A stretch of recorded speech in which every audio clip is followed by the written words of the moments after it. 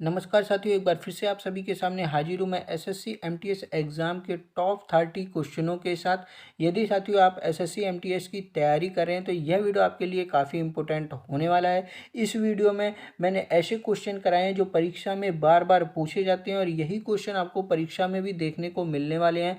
तो इसलिए वीडियो में लास्ट तक जरूर से बने रहिएगा, एक एक क्वेश्चन को नोट डाउन करते चलिएगा ताकि एग्ज़ाम में आपका कोई भी क्वेश्चन ना छूटने पाए।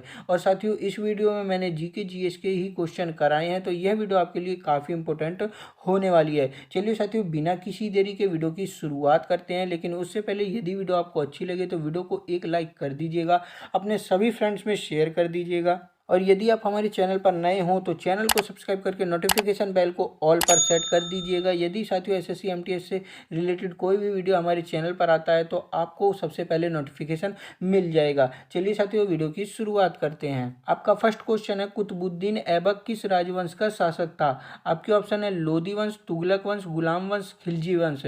साथियों इस वीडियो में मैं आपको टॉप 30 क्वेश्चन कराने वाला हूं, तो आपको टॉप 30 क्वेश्चन में से आपने कितने क्वेश्चन सही करे हैं यह वीडियो के लास्ट में आपको कमेंट करके जरूर से बताना है। तो चलिए साथियों, यहाँ पर आपको आंसर बताना है कि कुतुबुद्दीन ऐबक किस राजवंश का शासक था। तो आपका ऑप्शन सी सही हो जाता है, गुलाम वंश का यह शासक था। यदि मैं बात करूं गुलाम वंश की तो कुतुबुद्दीन ऐबक को गुलाम वंश का संस्थापक कहा जाता है। 1206 ईस्वी में इसने गुलाम वंश की स्थापना करी थी। साथियों इसे गुलाम वंश क्यों कहा जाता है? क्योंकि यह कुतुबुद्दीन ऐबक मोहम्मद गौरी का गुलाम था, यह आपको नोट डाउन कर लेना है। यदि बात करें दिल्ली सल्तनत का प्रथम राजवंश कौन था, प्रथम मतलब वंश किसका आया था दिल्ली सल्तनत पर, तो गुलाम वंश का ही आया था, यह भी आपको नोट डाउन कर लेना है। कुतुबुद्दीन ऐबक की बात करें तो कुतुब मीनार की नींव इसी ने डाली थी, कुतुबुद्दीन ऐबक ने। और चौगान खेलते समय दोस्तों घोड़े से गिरकर 1210 ईस्वी में इसकी मृत्यु हो गई थी, ये भी आपको नोट डाउन कर लेना है। यदि इसे दफनाया कहाँ गया था ये जानना है तो लाहौर में साथियों इसे दफनाया गया था। कहाँ पर? लाहौर में इसे दफनाया गया था, यह बात आपको नोट डाउन कर लेनी है। यदि गुलाम वंश के वास्तविक संस्थापक की बात करूं तो आपको इल्तुतमिश का नाम याद रख लेना है। इल्तुतमिश को गुलाम वंश का वास्तविक संस्थापक कहा जाता है। नेक्स्ट क्वेश्चन देखते हैं। यहाँ पर नेक्स्ट क्वेश्चन है, कुषाण वंश के किस शासक ने बौद्ध संगीति कराई थी? आपके ऑप्शन है कुजुल, कडफिसेस, विक्रमादित्य, कनिष्क या फिर समुद्रगुप्त। कौन सा ऑप्शन आपका सही हो जाएगा? कुषाण वंश के किस शासक ने बौद्ध संगीति कराई थी? तो आपका ऑप्शन सी सही हो जाता है, कनिष्क। कनिष्क ने बौद्ध संगीति कराई थी और चौथी बौद्ध संगीति इसने कराई थी, ये नोट डाउन कर लेना है। कहाँ पर साथियों कराई थी? तो कुंडल वन में कराई थी। कहाँ पर? कुंडल वन में कराई थी, जो हमारा कहाँ पर पड़ जाता है साथियों? कश्मीर में पड़ जाता है, ये आपको नोट डाउन कर लेना है। यदि साथियों बात करें कि बौद्ध संगीति में अध्यक्ष कौन थे, तो वसुमित्र का नाम आपको याद रख लेना है। वसुमित्र इस बौद्ध संगीति के अध्यक्ष थे। यदि मैं बात करूं कि कनिष्क कौन से धर्म का अनुयायी था, तो महायान संप्रदाय का दोस्तों यह अनुयायी था, यह आपको याद रख लेना है। और बात करूं कि कनिष्क के दरबार में राजवैद्य कौन थे, तो नाम ये आपको याद रख लेना है, चरक साथियों राजवैद्य थे। और चरक की पुस्तक इंपॉर्टेंट है, आपको याद रख लेनी है, चरक संहिता इसकी पुस्तक थी। तो काफी इंपॉर्टेंट क्वेश्चन है, इसको आपको नोट डाउन करते चलना है। नेक्स्ट क्वेश्चन है आपका, देवता सोम का उल्लेख किस वेद में किया गया है? आपके ऑप्शन है ऋग्वेद, सामवेद, यजुर्वेद या फिर अथर्ववेद। देवता सोम का उल्लेख किस वेद में किया गया है? तो आपका ऑप्शन ए सही हो जाता है, ऋग्वेद में किया गया है। ऋग्वेद के दोस्तों 9वें मंडल में देवता सोम का उल्लेख किया गया है। यदि ऋग्वेद की तीसरे मंडल की बात करूं तो तीसरे मंडल में गायत्री मंत्र का उल्लेख किया गया है, ये आपको नोट डाउन कर लेना है। 7वें मंडल में 10 राग यज्ञ का उल्लेख किया गया है, ये भी एग्जाम में पूछा जाता है, तो इसको भी आपको नोट डाउन कर लेना है। यदि 10वें मंडल की बात करूं तो 10वें मंडल में पुरुष सूक्त की बात की गई है, जिसमें 4 वर्ण बताए गए हैं, ब्राह्मण, क्षत्रिय, वैश्य और शूद्र। ऋग्वेद की बात करूं तो सबसे प्राचीन वेद आपका ऋग्वेद है, ये सब आपको नोट डाउन करते चलना है। सबसे बड़ा वेद कौन सा है? तो सबसे बड़ा वेद आपका ऋग्वेद है, ये भी आपको नोट डाउन आपको कर लेना है। नेक्स्ट क्वेश्चन देखते हैं। यहाँ पर भारतीय संविधान के किस अनुच्छेद को संवैधानिक उपचार का अधिकार बताया गया है? आर्टिकल 16, आर्टिकल 22, आर्टिकल 28 या फिर आर्टिकल 32। कौन सा ऑप्शन आपका सही हो जाएगा? संवैधानिक उपचार का अधिकार, तो ऑप्शन डी आपका सही हो जाता है अनुच्छेद 32 यानी आर्टिकल 32 को दोस्तों संवैधानिक उपचार का अधिकार बताया गया है। और दोस्तों यदि मैं बात करूं कि आर्टिकल 32 को भीमराव अंबेडकर ने क्या कहा है, तो भीमराव अंबेडकर ने संविधान की आत्मा बताया है अनुच्छेद 32 को, ये आपको नोट डाउन कर लेना है। नेक्स्ट क्वेश्चन देखते हैं यहाँ पर, भारत के नियंत्रक एवं महालेखा परीक्षक की नियुक्ति कौन करता है? आपके ऑप्शन है प्रधानमंत्री, लोकसभा अध्यक्ष, राष्ट्रपति या फिर चुनाव आयोग अध्यक्ष। भारत के नियंत्रक एवं महालेखा परीक्षक की नियुक्ति कौन करता है? तो ऑप्शन सी आपका सही हो जाता है राष्ट्रपति करता है। यदि साथियों बात करें भारत के नियंत्रक एवं महालेखा परीक्षक की जो संविधान में अनुच्छेद कौन सा है, तो 148 के द्वारा इसको बताया गया है। किसको बताया गया है? कैग को बताया गया है, ये आपको नोट डाउन कर लेना है। नेक्स्ट क्वेश्चन देखते हैं यहाँ पर, राजस्थान राज्य की सीमा किस देश के साथ लगती है? आपके ऑप्शन है चीन, बांग्लादेश, अफगानिस्तान या फिर पाकिस्तान। कौन सा ऑप्शन आपका सही हो जाएगा? तो साथियों आपका ऑप्शन डी सही हो जाता है, राजस्थान राज्य की सीमा पाकिस्तान के साथ लगती है। नेक्स्ट क्वेश्चन देखते हैं यहाँ पर, भारत का पूर्वी राज्य कौन सा है? आपके ऑप्शन है तमिलनाडु, राजस्थान, कर्नाटक या फिर अरुणाचल प्रदेश। भारत का पूर्वी राज्य कौन सा है? तो आपका ऑप्शन है डी सही हो जाता है, अरुणाचल प्रदेश भारत का पूर्वी राज्य है। यदि पश्चिमी राज्य की बात करूं तो नाम आपको याद रख लेना है, गुजरात भारत का पश्चिमी राज्य है। नेक्स्ट क्वेश्चन देखते हैं यहाँ पर, नामीबिया से लाए गए 8 चीतों को भारत के किस राज्य में रखा गया है? आपके ऑप्शन है केरल, मध्य प्रदेश, असम या फिर गुजरात। कौन सा ऑप्शन सही हो जाएगा? तो ऑप्शन बी आपका सही हो जाता है, मध्य प्रदेश। नामीबिया से जो 8 चीते हाल ही में लाए गए हैं उन्हें मध्य प्रदेश के किस पार्क में रखा गया है? तो आपको नाम याद रख लेना है, कूनो नेशनल पार्क में। कहाँ पर साथियों? कूनो नेशनल पार्क में रखा गया है। एग्जाम के लिए काफ़ी इंपॉर्टेंट है, इसलिए इसको आपको इंपॉर्टेंट करके नोट डाउन कर लेना है। नेक्स्ट क्वेश्चन देखते हैं यहाँ पर, हरिप्रसाद चौरसिया का संबंध किस वाद्य यंत्र से है? आपके ऑप्शन है तबला, शहनाई, बांसुरी या फिर सरोद। कौन सा ऑप्शन सही हो जाएगा? हरिप्रसाद चौरसिया का संबंध, तो साथियों ऑप्शन सी आपका सही हो जाता है, बांसुरी के साथ इनका संबंध है। नेक्स्ट क्वेश्चन देखते हैं यहाँ पर, चांदी का सिक्का टका किसने चलाया था? कौन सा ऑप्शन आपका सही हो जाएगा? तो ऑप्शन बी आपका सही हो जाता है, इल्तुतमिश ने चांदी का सिक्का टका चलाया था। साथियों इसने जीतल भी चलाया था, जीतल नाम का सिक्का किसका था? वो बना था तो पीतल का बना था, ये आपको नोट डाउन कर लेना है। इल्तुतमिश को क्या कहा जाता है? गुलाम वंश का वास्तविक संस्थापक कहा जाता है। यह किसका दामाद था? तो यह कुतुबुद्दीन ऐबक का दामाद था, ये भी आपको नोट डाउन कर लेना है। कुतुब मीनार को साथियों किसने पूरा करवाया था?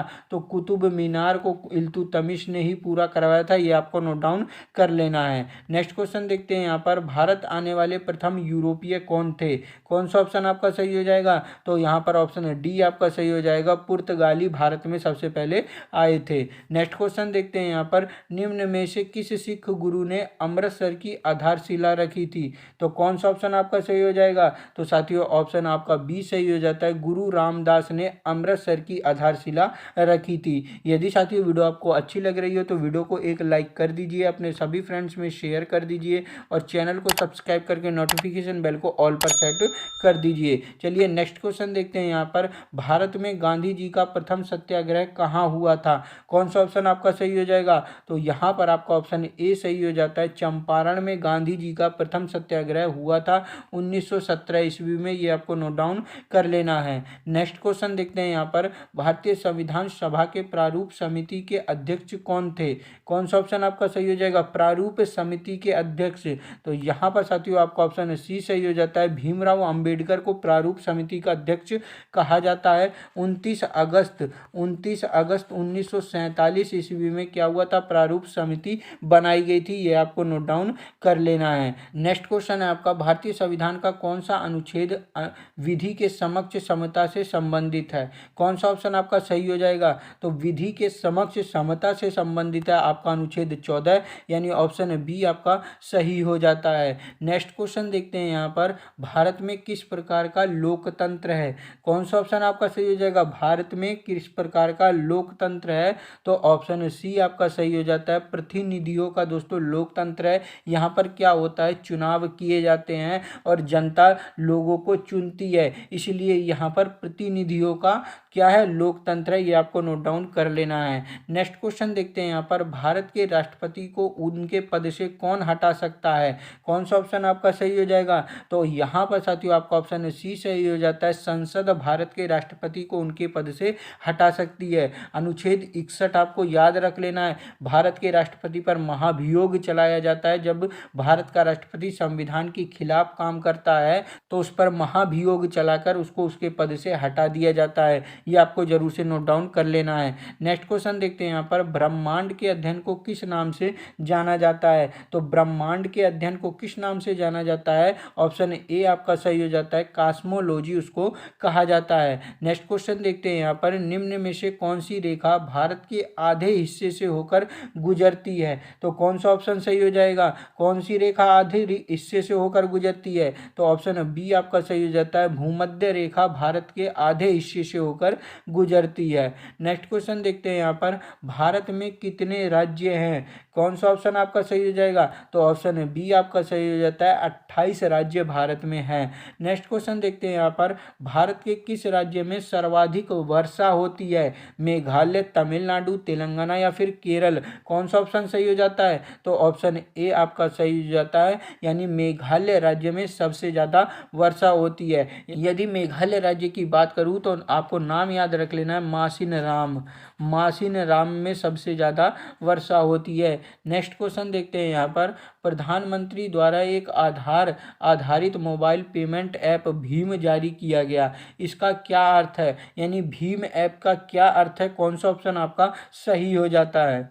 तो यहाँ पर साथियों आपका ऑप्शन सी सही हो जाता है, भारत इंटरफेस फॉर मनी। कौन सा ऑप्शन सही हो जाता है? ऑप्शन सी आपका सही हो जाता है, Bharat interface for money Bhim app का अर्थ होता है। नेक्स्ट क्वेश्चन देखते हैं यहाँ पर, भारत में कर्मचारियों हेतु महंगाई भत्ता तय करने का आधार क्या है? तो कौन सा ऑप्शन सही हो जाएगा? कर्मचारियों का महंगाई भत्ता। तो यहाँ पर आपका ऑप्शन बी सही हो जाता है, उपभोक्ता मूल्य सूचकांक। नेक्स्ट क्वेश्चन देखते हैं यहाँ पर, भारतीय रिजर्व बैंक का राष्ट्रीयकरण कब किया गया? कौन सा ऑप्शन सही हो जाएगा?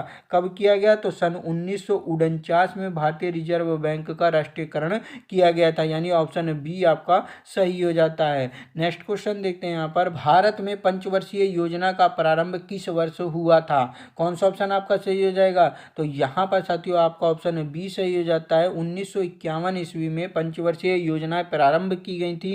पहली पंचवर्षीय योजना 1951 ईस्वी से 1956 ईस्वी तक चली थी। ये आपको नोट डाउन कर लेना है। नेक्स्ट क्वेश्चन है आपका, आवाज की माप का मात्रक क्या है? आवाज की माप का मात्रक क्या है? तो कौन सा ऑप्शन सही हो जाएगा? ऑप्शन ए आपका सही हो जाता है, डेसिबल।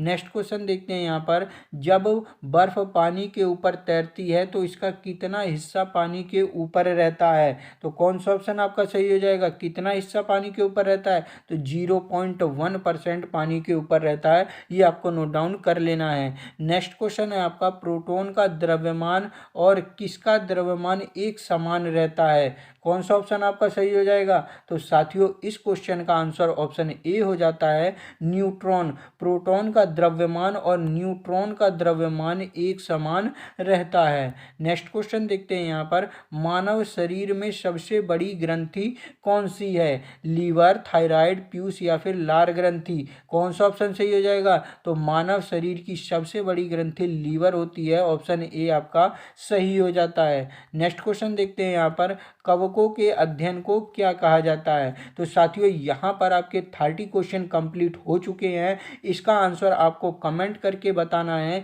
कि क्या इसका आंसर हो जाएगा। ये आप सभी के लिए HW है। यदि वीडियो आपको अच्छी लगी हो तो वीडियो को एक लाइक कर दीजिएगा, अपने सभी फ्रेंड्स में शेयर कर दीजिएगा, और यदि आप चैनल पर नए हो तो चैनल को सब्सक्राइब करके नोटिफिकेशन बेल को ऑल पर सेट कर दीजिएगा। और साथियों हमारे चैनल पर SSC MTS एग्जाम की तैयारी कराई जा रही है। एक एक वीडियो मैं आप सभी के लिए मोस्ट इंपॉर्टेंट लेकर आने वाला हूं, तो इसलिए चैनल को जरूर से सब्सक्राइब कर लीजिएगा यदि आप SSC MTS की तैयारी कर रहे हैं। तो चलिए साथियों मिलते हैं नेक्स्ट वीडियो में, तब तक के लिए जय हिंद जय भारत।